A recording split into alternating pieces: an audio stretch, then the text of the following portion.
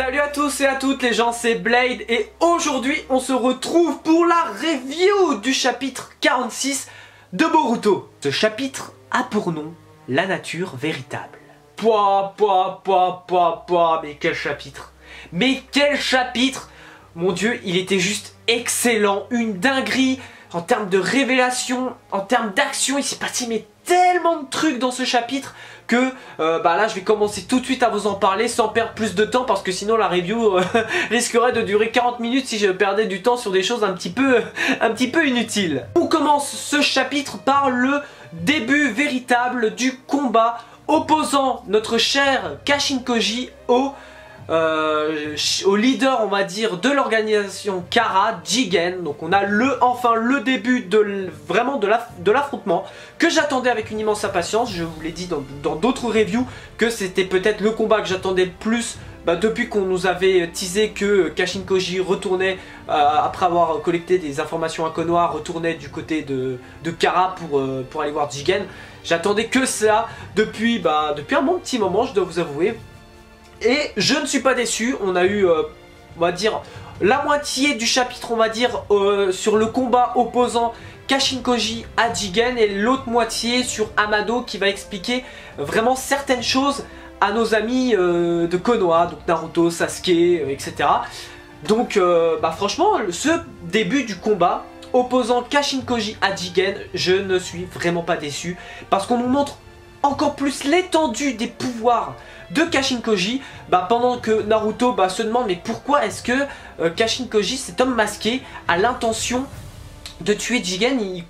J'avoue qu'ils comprennent pas, enfin ils ont du mal à comprendre un petit peu ce truc, en tout cas cette rébellion, on va dire, de Kashin-Koji. Et Amado va tout simplement expliquer à Naruto que c'était uniquement la chose que Kashin-Koji en attendait depuis tout ce temps. Tout simplement, il attendait juste le bon moment pour affronter Jigen. Parce que comme a dit Amado, que Koji et lui ont fait semblant pendant tout ce temps d'être les alliés de Jigen pour, au moment opportun, le trahir, lui mettre un couteau dans le dos, etc. Et Amado dit justement que c'est grâce au combat qu'il y a eu Naruto et Sasuke versus Jigen que c'était vraiment à ce moment-là le meilleur moment pour Kashin-Koji d'aller affronter Jigen. Tout simplement parce que Jigen avait dépensé beaucoup d'énergie dans cet affrontement, opposant ces deux ninjas, oui, tout simplement ces deux ninjas légendaires, monstrueux, les deux meilleurs ninjas du monde. Donc du coup c'est pour ça que Kashin-Koji boum, le plante comme ça dans le dos à ce moment-là. Parce qu'il dit aussi que sinon, il dit surtout que c'était la seule et unique occasion, que ce moment-là c'est uniquement la seule occasion pour Kashin-Koji d'affronter Jigen. Parce que sinon le mec, quand il est récupéré, quand il est à 100%, il est juste imbattable. Et voilà, c'est ce que veut tout simplement dire Amado quand il explique les raisons de sa trahison et également de celui de Koji envers Jigen. Donc on en revient ensuite dans le combat opposant Kashin-Koji et Jigen qui, comme je vous ai dit, est juste vraiment très cool. On a vraiment cette impression d'opposition à égalité, c'est-à-dire que Kashin-Koji attaque, l'autre esquive, Jigen attaque, l'autre esquive, etc. Ils sont sur un pied d'égalité les deux quand ils s'affrontent, mais on a vraiment de plus en plus cette impression que Kashin-Koji a vraiment un lien avec Jiraiya. Quand notamment il utilise à un moment donné une technique Katon qui marche pas trop sur Jigen parce qu'il aspire avec le Kama. Jigen esquive, ils attaquent au Taijutsu. Et également un des meilleurs moments, même très court, mais un des meilleurs moments que j'ai plus kiffé dans ce chapitre, c'est Naruto qui est un petit peu en stress. Il dit cet homme masqué, mais qui j'ai l'impression, enfin de ce que j'ai pu lire, il donnait l'impression de connaître cet homme, de connaître la façon de combattre de Kashin-Koji. Et c'est pour moi le moment où je me suis dit allez, c'est bon, Naruto, c'est bon. Kashin-Koji a vraiment un lien avec Jiraiya, même si c'est peut-être pas forcément le Jiraiya, comme j'ai dit, que nous avons connu. C'est peut-être Kashin-Koji a peut-être été créé par Amado, voire peut-être Orochimaru, mais à base du corps de Jiraiya, avec de l'ADN de Jiraiya. Et c'est pour ça qu'il lui ressemble beaucoup, c'est pour ça que les techniques, etc. Donc pour moi ça a forcément un lien avec Jiraiya. Donc voilà, donc c'était vraiment très très cool. Et on a vraiment la suite du combat. Jusqu'à un moment donné qui est pour moi aussi très très intéressant. C'est au moment où Jigen lui dit Kashin Koji, je vois que tu as vraiment l'intention de m'affronter et je vois ça. Il lui dit aussi j'espère que tu es prêt à mourir, Kashin Koji. Et Kashin Koji qui lui répond, il lui dit tout simplement je vous retourne votre propos, Sir Jigen, ou plutôt Ichiki Otsutsuki. Le mec il est juste... C'est à se demander comment Kashin Koji connaît toutes ces choses là, comment Amado justement connaît toutes les choses sur les Otsutsuki, comment il sait tout ça. J'ai hâte de savoir vraiment comment il sait ça, comment... Enfin, Amado il est rempli de mystères tout comme Kashin Koji, et j'ai hâte vraiment, parce que c'est à se demander mais comment Amado connaît le truc sur les... toute la vérité sur les Otsutsuki, sur Jigen, sur Kashin Koji, enfin... Parce que peut-être parce qu'il a créé, mais il connaît énormément de trucs. C'est vraiment très très impressionnant, c'est quand même c'est très très cool. Et pour en revenir ensuite à toujours du côté de Konoha, où Amado va vraiment expliquer certaines choses des plus importantes. Alors premier point qui m'a assez surpris, c'est la stupéfaction de Naruto quand Kashin Koji parle de Ichiki Otsutsuki. Naruto il lui dit mais Ichiki Otsutsuki genre quoi? Alors que dans mes souvenirs, lors de l'affrontement entre Ichiki et Naruto et Sasuke, il a été dit je crois, ou alors Naruto n'a peut-être pas entendu. Ah bah non, Naruto n'avait peut-être pas forcément entendu parce qu'il était déjà enfermé, il était déjà enfermé tout simplement, donc il n'a pas pu entendre, vous savez dans le vase, donc à ce moment-là il n'avait peut-être pas forcément entendu cela, donc oui, au final, voilà. Et Amado va expliquer que oui, c'est effectivement la véritable identité de Jigen, ou tout simplement, c'est sa véritable nature. Et là, coup de théâtre, pas forcément coup de théâtre, mais c'est un truc, peut-être coup de théâtre pour certaines personnes qui n'en avaient peut-être pas déduit, mais bon, moi je m'en doutais. Amado nous apprend que tout simplement, Ichiki Otsutsuki était autrefois le partenaire de Kaguya et que les deux étaient venus ensemble sur cette planète parce que les deux venaient d'une contrée lointaine, etc., etc. Et on va également apprendre que Kaguya a planté, alors qu'ils avaient des objectifs un peu en commun entre les deux, c'est-à-dire en plantant le Shinju pour récolter le fruit du chakra, et pourtant Kaguya s'est opposée à Ichiki, elle l'a trahi comme ça. Alors Amado ignore un petit peu pourquoi elle a trahi, pourquoi est-ce qu'elle a trahi Ichiki, mais il sait ce qu'il est devenu après cette trahison, ce coup dans le dos, etc., de Kaguya. C'est-à-dire que Ichiki a été grièvement, voire même mortellement blessé, et s'est donc réfugié dans le corps de Jigen qui a été tout simplement pris au dépourvu. Enfin, Ichiki était pris au dépourvu avec cette trahison, mais il a réussi à prendre comme ça d'un coup le corps de Jigen, on ne sait comment, on ne sait où, voilà. Mais ouais, c'est surprenant, mais bon après de la part de Kaguya, voilà, on sait maintenant qu'elle a... Peut-être que Kaguya avait tout simplement un objectif différent de Ichiki, on ne sait pas comment les deux sont entrés en conflit, est-ce qu'on le saura un jour? Moi je pense qu'on le saura, parce que je pense honnêtement que Kaguya va revenir dans Boruto. On l'a trop peu vu dans Naruto Shippuden. Pour moi, Kaguya va revenir et elle va peut-être faire équipe entre guillemets avec Naruto et Sasuke pour affronter Ichiki, les autres Otsutsuki, etc. Et peut-être que ce sera de la bouche de Kaguya elle-même où on apprendra peut-être ses réelles intentions, pourquoi est-ce qu'elle a trahi Ichiki, toutes ces choses-là, etc., etc. Bon, on sait du coup que Jigen n'était peut-être pas forcément un ninja, mais quelqu'un d'extrêmement puissant, c'était un disciple, c'était d'après Amado un homme malchanceux, donc on sait pas trop sur le Jigen, hein, je parle pas du Jigen Ichiki, donc peut-être qu'on en saura plus par la suite, même si je ne pense pas, mais enfin, c'est un petit peu dommage, peut-être qu'on aura des bribes un petit peu vite fait du flashback du vrai Jigen, etc. Bon, peut-être dans le futur, etc. Mais Honnêtement, je ne pense pas. Alors Amado va expliquer ensuite la véritable nature du Kama. Donc on va enfin savoir le Kama, tous les trucs sur le Kama. Là vraiment cette fois on avait appris les objectifs des Otsutsuki dans le chapitre précédent. Là on en apprend un peu plus sur le Kama.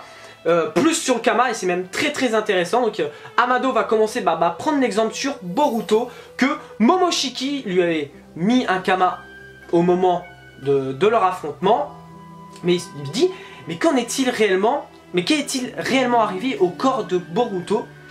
Et c'est là que Amado va expliquer tout simplement que en plein combat, Momoshiki a créé des données pour faire une réplique de lui-même. Alors oui, je lis un petit peu mes notes là pour vous expliquer parce que c'est assez complexe. Donc en plein combat, Momoshiki a créé des données pour faire une réplique de lui-même. Puis il les a implantées dans le corps de Boruto. Et c'est là qu'on va apprendre que il s'agit tout simplement que le Kama s'agit tout simplement d'un dossier de sauvegarde d'un Otsutsuki. Et c'est-à-dire qu'à l'intérieur de ce Kama, on sait qu'il y a le Otsutsuki. Et que le Otsutsuki n'attend qu'une chose, c'est de prendre possession du corps de Boruto. Voilà. Et une fois que le Otsutsuki va prendre possession du corps de Boruto, c'est-à-dire dans le cas là, Momoshiki, Boruto sera un petit peu considéré comme dead. Et Momoshiki sera revenu à la vie, sera ressuscité, etc. Donc c'est un peu ça que sert les Kamas à tout simplement à ramener à la vie les Otsutsuki. Et c'est un truc qui est vraiment extrêmement dangereux parce que c'est les Otsutsuki, en gros s'ils les tuent, faut vérifier s'ils n'ont pas laissé un Kama ou quoi que ce soit parce que sinon ils peuvent revenir à la vie. Donc c'est vraiment un truc qui est vraiment très important. C'est même super chaud parce que Boruto, en gros il est actuellement, tout comme Kawaki, tout comme Jigen, les trois sont actuellement en plein processus de résurrection. C'est-à-dire qu'ils sont pas... Parce que Momoshiki n'est pas encore revenu à la vie, parce qu'une fois revenu à la vie, bye bye Boruto. Et c'est juste... Waouh quoi, c'est-à-dire qu'il faut vraiment se dépêcher, ils ont pas vraiment le temps parce qu'on ne sait pas dans combien de temps Momoshiki aura réussi sa résurrection, on ne sait vraiment rien du tout, le temps, sur comment il va faire. Naruto, même lui, il est un petit peu paniqué pour son fils parce que y a-t-il un moyen de ramener Boruto, de tuer on va dire Momoshiki, etc., d'empêcher cette résurrection. Alors Amado n'en sait vraiment rien pour le moment, mais Sasuke va faire plusieurs remarques intéressantes dans ce chapitre. Et j'en ai retenu un, c'est notamment si Ichiki, il a posé la question, est-ce que Ichiki, une fois qu'il est entré dans le corps de Jigen, est-ce qu'il a pris possession, est-ce qu'il a apposé, on va dire, le Kama? Et ensuite on va également apprendre que le cas Jigen est un petit peu plus compliqué, donc on va vraiment apprendre la vérité sur Jigen, sur son Kama, sur Ichiki Otsutsuki dans son corps, etc. On va vraiment apprendre pas mal de petits trucs là-dessus, vraiment juste, c'est ouf quoi, on ne s'attendait peut-être pas forcément à ça et honnêtement c'est juste du très lourd. Petite parenthèse pour revenir avant de parler du cas de Jigen à Amado, parce que j'ai oublié de vous parler de cette petite chose intéressante, c'est que Amado dit que toutefois il est probable que la résurrection de Momoshiki pourrait être évitée si Boruto est tué maintenant. Et c'est là que je vais revenir un petit peu à ma petite théorie concernant notre ami Amado qui pour moi, s'il demande, d'ailleurs pour revenir à son asile, il a demandé, avant de révéler toutes les choses sur le Kama, il a demandé, avant toute chose j'aimerais vous dire, j'aimerais demander au maître Hokage si mon asile est accepté ou non, ce dont Naruto a accepté. Bon, il reste les papiers à faire, donc le Kashikana n'est pas encore réglé pour le moment, mais ça se fera un petit peu plus tard parce que Naruto a dit, bon pour l'instant on est pressé, que ce soit toi ou nous.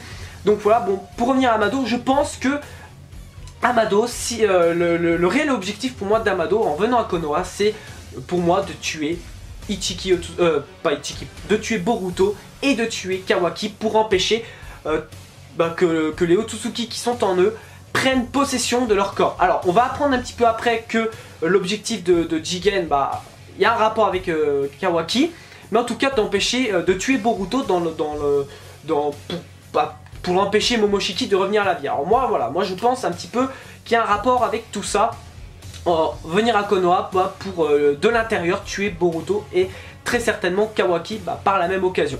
Donc petite parenthèse de fait, tout simplement, je vais maintenant vous parler du cas de Jigen. Alors, dernière petite chose aussi, c'est que tout simplement concernant le Kama, c'est que si Momoshiki arrive à reprendre possession du Kama, bon ça revient un petit peu à ce que j'ai dit, mais le Kama tout simplement va être dissous, c'est-à-dire que il n'y aura plus de Kama sur la main du corps de Boruto, pour montrer que, que la résurrection est complète, qu'il est mort, etc.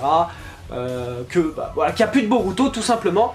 Et on va apprendre toute la vérité sur Ichiki qui a pris possession du corps de Jigen, mais sans utiliser la méthode habituelle du Kama. Alors je vais vous expliquer.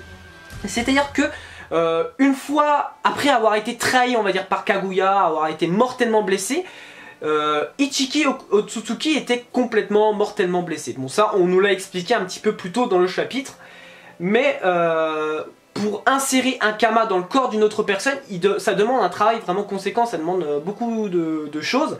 Or, Ichiki, il était très très affaibli. Il a donc utilisé une méthode différente pour contrôler pour contrôler, putain qu'est-ce que je dis, pour contrôler Jigen. Donc c'est-à-dire qu'il a utilisé sa technique, je sais plus le nom, de rétrécissement, donc il s'est rétréci lui-même, très mortellement blessé, et il est rentré dans l'oreille d'Amado pour... Mais merde, pourquoi je dis Amado dans l'oreille de Jigen pour manger un petit peu de l'intérieur tel un parasite. Et par la suite, il aura pris possession du cerveau de Jigen, donc les mouvements, etc. Donc il aura pris pleinement possession du corps de Jigen, que ce soit au niveau de la voix, que ce soit au niveau de tout en fait. Donc quand Jigen parle, c'est en fait Ichiki lui-même qui parle. Et c'est une chose qui est pour moi vraiment très très intéressante. Mais alors que pendant ce temps le combat Kashin-Koji versus Jigen continue, mais cette fois Jigen a pris sa possession, sa deuxième forme, pour montrer que le combat est plus sérieux, même s'il a un peu plus dominé dans un premier temps. Ça va chier pour la suite, parce que Kashin-Koji va devoir recourir à différentes méthodes, même s'il avait prévu que, notamment quand il utilisait sa technique de Doton, que Jigen s'enfuit, que ça marche pas vraiment, mais il a dit j'avais un peu prévu ça, voilà. Donc Kashin-Koji va utiliser une technique d'automne, il va utiliser une technique d'invocation très intéressante pour invoquer des flammes à base de Senjutsu, voilà, que Jigen ne peut aspirer. Donc on apprend que le Senjutsu est peut-être même le seul moyen, un petit peu comme lorsque Obito avait pris possession de Jubi, était devenu Jinchuriki de Jubi, on avait appris que le moyen pour le battre, c'était d'utiliser le Senjutsu.